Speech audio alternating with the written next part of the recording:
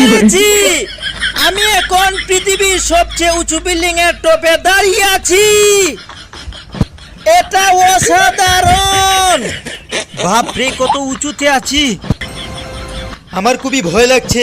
নিচে তাকালে হবে না, শরীর খারাপ হয়ে যেতে পারে। ভয় লাগছে আমার। ইয়াহুই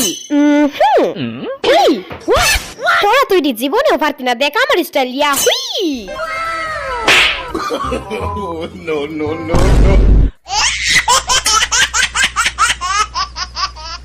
চাচা, চাচা বাড়ি করে তো সাজানো কেন? আর হেনা কোথায়? চাচা কথা বলছেন না যে? হেনার বিয়ে হয়ে গেছে। না, না, হেনার বিয়ে হতে পারে না। আমি বিশ্বাস করি না।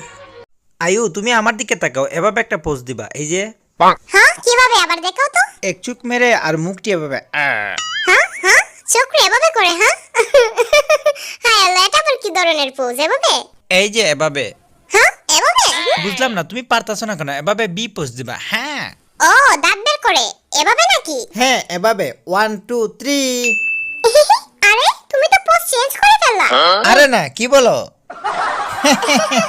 ওকে ওকে ওকে, ধন্যবাদ আমার মতো ট্রাই করার জন্য। ধন্যবাদ। শাবাশ শাবাশ শাবাশ।